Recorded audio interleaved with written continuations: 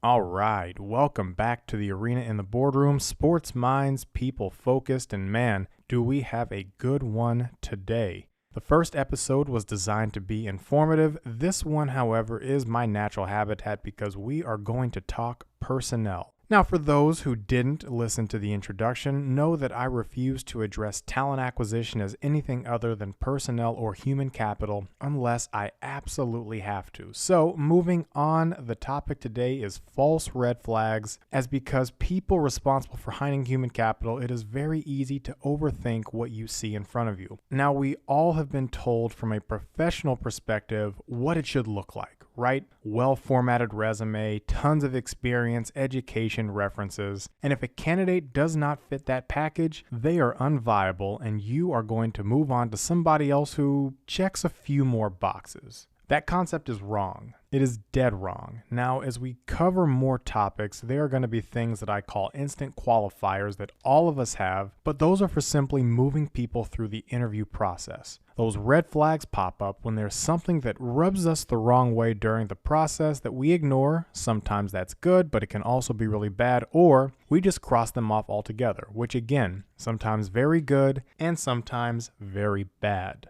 Now, regardless, this topic is designed to add a little bit more context to the process because honestly, those who consider themselves recruiters or talent acquisition professionals need to hear this. Most of you are mediocre at best at your job. You still there? Cool. All right, so if you're okay with me saying that you're mediocre at your job like that and you want to keep listening, I'm thrilled. But I am going to say it again. You at best are mediocre at your job, which is to bring in new employees to your organization. Now, why would I say something like that and make that statement without really knowing you or what you do? I will go back to what I said earlier, which is you are likely trained to view prospective employees in a way that is shaped by how you were brought into your working environment. In sports, we call them measurables, right? You've got some defined metrics that allow you to evaluate baseline viability. The difference is that in business, you likely only have a resume to do so. As a coach, I had film, stats, and actual proof of skill. I just needed to see how it all fit. That is among the biggest difference between sports and business when it comes to personnel. In sports, we scout first and we recruit second. Now, what does that mean? We intentionally look for flaws to identify weaknesses and areas of improvement so that we can determine fit. In sports, that development is key. If somebody is a fit, but they have some baggage, you then have to move on to whether or not your culture can cancel out whatever negatives that player may have beyond their skills. Weaknesses and skill are part of the process. There is no perfect player or candidate. It is, however, up to you to develop them with intent. Now, it is a science, which is why, again, I say most professional recruiters, you might be bringing in a high volume of candidates. You might even have a high hit rate on hiring, but you're certainly not scouting anybody. And that is a key component into what goes into determining whether or not you have true assets on your team rather than just a bunch of employees. There are lots of bodies out there, but building a team takes data and precision. Again, scout first, recruit second. Okay, shifting away from that, I almost completely forgot the drink of the episode. It is a dirty Shirley Temple. I drank the regular Shirley as a kid and I felt like a grown-up. Now I am a grown-up. Anyway, recipe in the description. Moving on to the employee side, this is where it gets a little bit personal for me. I have been that prospect that checks enough boxes to get through 1 or 2 rounds of interviews, but had enough red flags to determine that I was not viable. Now, it's dejecting not just because of the emotional investment that comes with applying and interviewing for a couple of weeks, but because I truly believe in myself, my skill set, and that all the jobs I applied to, I felt like I was the best candidate. Now, I'm not complaining. It took months, but I did find a place, and that's where I'm currently at, that viewed me in a way that I viewed myself. But at a certain point during the process, you just want someone to say that you're the one and that we believe that you can make a difference for us. Now, if you're in the position I was in, this episode may not help you beyond giving you some validation. Hopefully, though, someone responsible for human capital in an organization will look at this and think the same way that I'm thinking, which can get you off the porch and in through the front door of the job that you want. Now, the company side. You're the problem. I will say that again. You are the problem, but this has little to do with the people bringing you in, but the people you have to manage them. At the top, companies want profits and instant contributors. In pro sports, the concept of draft and develop means acquire a player and develop them into a star. This same concept used to exist professionally within organizations as well, but it has gone by the wayside in recent years. Draft and develop has turned into draft and produce, which has hindered many careers as they just never get a chance to get their footing. Now, forget that person who may have been a little higher maintenance because you don't have time to train someone who isn't an ideal fit or you're just unsure about. Take that person with limited upside and fixed measurables because you're comfortable with that. Look, it is an easy trap to fall into, and the systems in many organizations incentivize that. If you're in sales where everyone's job is dependent on volume, your manager doesn't want to hear you're replacing someone with a prospect who may take 6 months to match the exiting person's productivity, even if it means 3 years of high-level work. You will likely be encouraged to take the instant contributor who may be solid but is capped at what they do, but at least you're not losing anything, right? You, if you're in hiring, need to push back on those narratives that are responsible for poor hiring, and you need to understand people. Do a deep dive on prospects. Understand the nuances that come with them. Now, I've got 10 items listed as false red flags that you have likely been wired to think are unviable traits that can actually be positives if you reframe your thinking. But you have to choose to reframe it. People are a monolith in the sense that we all have relatively the same needs and desires. Where we differ is in the personality. Different is not bad. In fact, different skill sets and mindsets can create a more cohesive team that is much higher producing.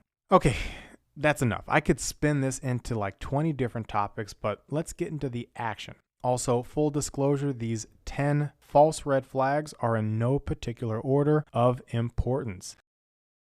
Number 1, employment gaps. Of everything on my list, I can see why this would be one of the more problematic ones. But I say that from an athletic view. When we look at athletes, those who have been out of the game for a long time, a couple of years or longer without playing or training actively, it's not necessarily the slippage of skill that's a concern, but instead there might be somebody younger, cheaper, or healthier as an option. The further away an athlete is from the sport, the harder it is to get back even if their time away was injury-free. But even then, the right person or player, especially if they've got a track record of success, can be carved out a role on the right team. But that's the key. It has to be the right team. Transition that into the professional world. I am way more inclined to hire, not just interview someone who has been away from work for a while. Number 1 reason, professional skills don't erode like athleticism. If someone was excellent 5 years ago and they took time away, there's a high likelihood they're going to be just as great once they get reacclimated. Another reason, people take gaps for many reasons. Their own personal health. Maybe they went back to school, family, or shocker, maybe, just maybe, they were in a position where they don't have to work and they're doing what we all wish we could do is not work. So why is this a red flag to some? The perception is that they could be lazy. This person isn't working. Why would they not be working? And that's a whole social dynamic that we could get into. The other perception is that they might have lost relevance in their field, which is fair if you're talking about some niche positions. But again, if someone did something for a decade or more, the likelihood is those skills didn't erode by taking time away. If you as someone interviewing considers employment gaps a red flag, ask yourself why. Is there something genuinely concerning about their gap, or is that just what you've been told by everyone in your professional circle that in order to be working, you have to keep working? Think about it. Someone re-entering the workforce probably has a reason for doing so, and they could be a very good asset for your team, especially if they have a long working history that has a track of success tied to it. I'll say it again. Those skills that somebody has don't typically erode, and relevance is relative. Number 2. Working for just the money or the benefits. Oh, well, why do you want to work here?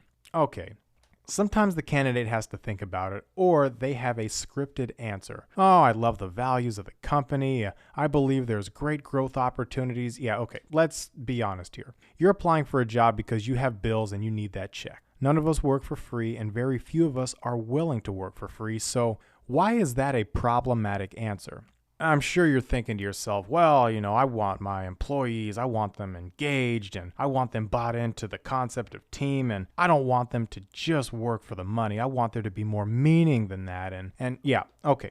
Again, What you're failing to realize is that engagement and hard work are independent from the financial aspects of any role in an organization. Your goal as a company is to have people that are coming in and willing to do the job you need done right.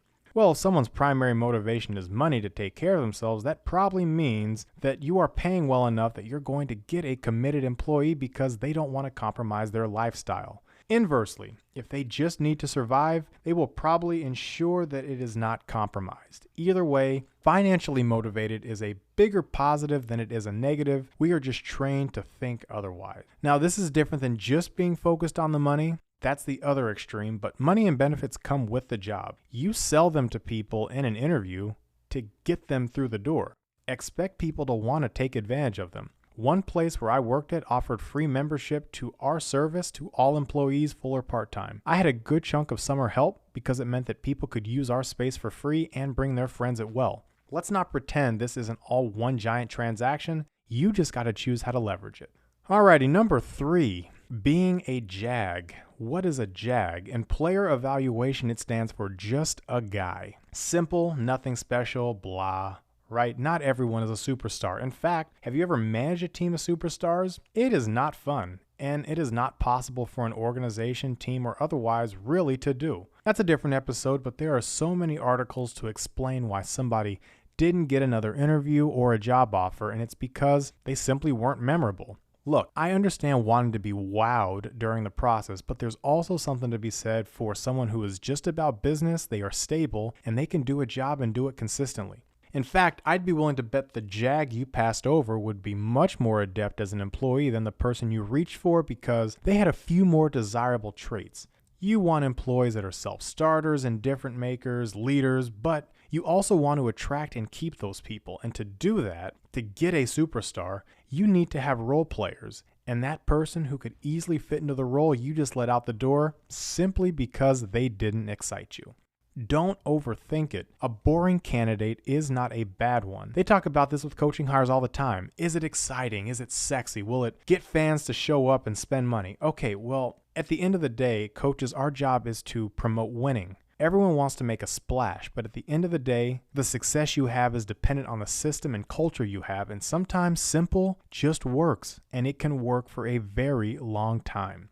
All right, number 4, qualifications experience, too much or too little. I might have lied. This is my favorite one. Qualifications, they are necessary for many positions. So I don't want somebody building a bridge or performing surgery if they majored in history. So this isn't an argument to say, let's just hire and train anyone we hire. Extreme examples, but hang with me. Most, if not all, positions outside of a few fields can be hired and trained to anybody who is willing to learn it. We don't allocate the resources to do so. Again, draft and developed is turned into draft and produce. Organizations want to do minimal onboarding so that they can turn the focus back to production. But as hiring becomes harder, either you need to invest in actually scouting for better prospects or make some compromises on who you bring in. Now, the benefit to having somebody who is raw in a role is that they likely apply to the job and they have a willingness to learn the skills. They're not going to come in with sloppy habits you have to break. In fact, you can probably train them the way you were learned,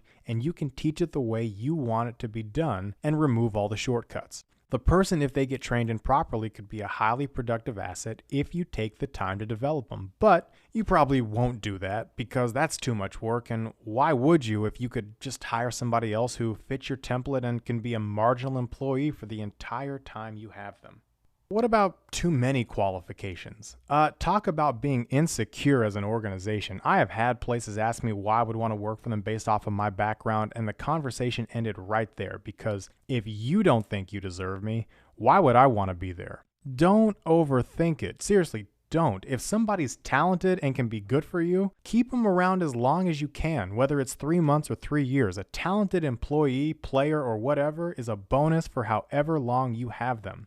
I had conversations with players I had no business talking to given the level of play that our college was at. But I sold them on why they would fit here, what they would get out of it, and how, yes, I could improve their game, and I had a lot of success doing it. I didn't sell myself as a tiny program with limited resources. I sold an opportunity and a vision of how they would benefit from being here. You can never have enough good team members, and if you're smart, again, if you're smart, You will know that, and you will know how to leverage different skill sets. Now, on that note, if you're concerned that someone may leave after a short period of time, there's no guarantee that the less qualified person won't do the same. Take this time to understand why they want the position, and if you end up with someone who's, quote, overqualified, capitalize on their knowledge. Make your product better, make your service better, because customers will have no clue whether they're qualified or not. Also, if you decline someone because they're overqualified, you might as well just hang a sign on the front door of your company that says you're cheap and you don't want to pay for anything more than what you already have. If it matters, you can find a way.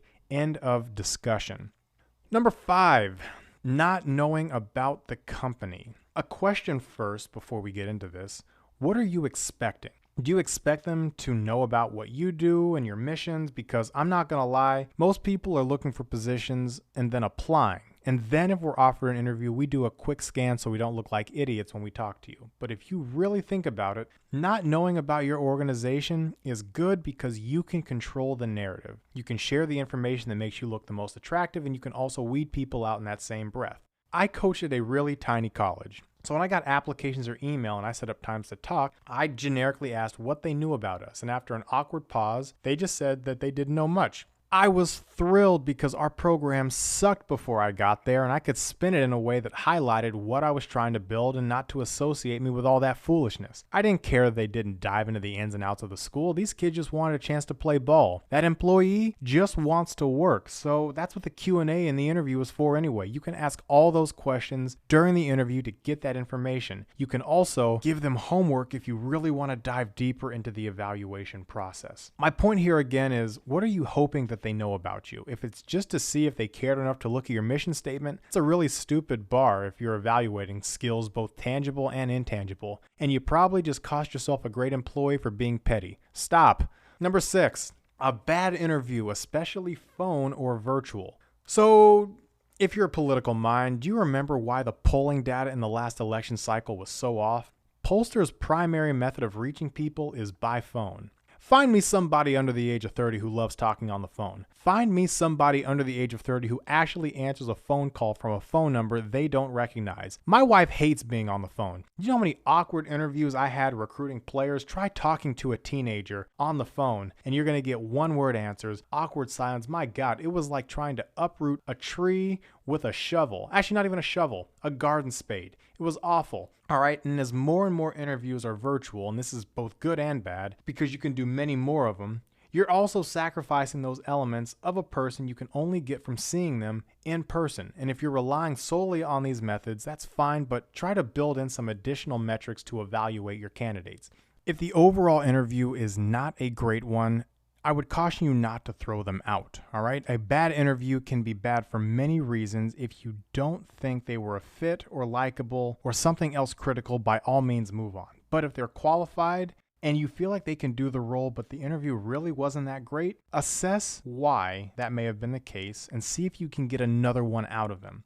Interviewing for jobs is stressful. From the prospect side, we're fighting an uphill battle against whatever you think you should be looking for. We hide our personalities, and sometimes that can result in an awkward interview because we're trying to impress rather than just going and doing it. If you're listening to this and your thought is, well, that sucks, they had a chance to prove it and they didn't. Remember that thing I said about you working as a talent acquisition professional and being mediocre at best at your job? That's why. Understand nuance, understand people, and actually evaluate the whole candidate and not just one experience unless it goes critically bad. Number 7, being fired or leaving a job faster than expected. All right, this is a tricky one. In fact, even if I saw a resume and I saw someone bouncing around a lot, I'd be concerned, but probably for different reasons. Sourcing, hiring, and training is expensive. I get it, but there's nuance to someone who is at a bunch of different places, and there are a couple things to look at.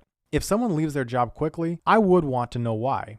I would also want to know the type of job. There are lots of terrible jobs, managers, and organizations out there, and I wouldn't stay long either if I had the option to get out. Sometimes it's easier to admit a mistake than to double down on it. Everything is fit-based, and if you think that person fits and could be an asset, who cares if they were at a place a short amount of time? And who cares if they're with you a short amount of time? No one's staying at a job really more than 3 years anyway now. That might be a little bit of a stretch, but you know what I mean. The days of the 10-year career at one place is dead to the upcoming workforce. You're going to be lucky if you get 5. Seek to understand what is going on with that individual, and if you're smart and actually good at your job, look up what they were being paid and look up some stability metrics and other factors that may have contributed to that person leaving. You may be able to complete some of the puzzle and figure out some stuff that you won't need to spend time diving into during the interview. In sports, we called some of these people one-year rentals. Right, that's a common term for players that sign one-year contracts or are with a school for 1 year and then move on to somewhere else. They're pretty vital to roster composition and they can have a really great impact. A lot of times they can also come cheaper, a little hungrier. That's because they're going to try to earn a little bit more later somewhere else. There's no reason to say no to an asset if they can be a true asset. Now for the taboo one. What if that person was fired? If you've worked long enough, you've probably been fired, not renewed, or my favorite, you already put in your resignation and they just expedite it and tell you not to come back. That one's happened to me more than a few times. Anyway, context. Coaches, we get fired all the time and we rebound as assistants or even head coaches in a different program. The reason matters more than the firing. Did they have a disagreement with their manager?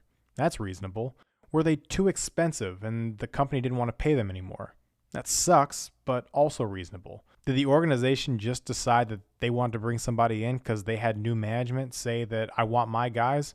Dick move, but also reasonable. Where you get into some concerns is if that person actually did something to get themselves fired. A sanctionable offense where that was the only thing the company could do. Now, it's easy to cover that up, but also if you have any indication of that, dive a little deeper before saying yes or no. Number 8.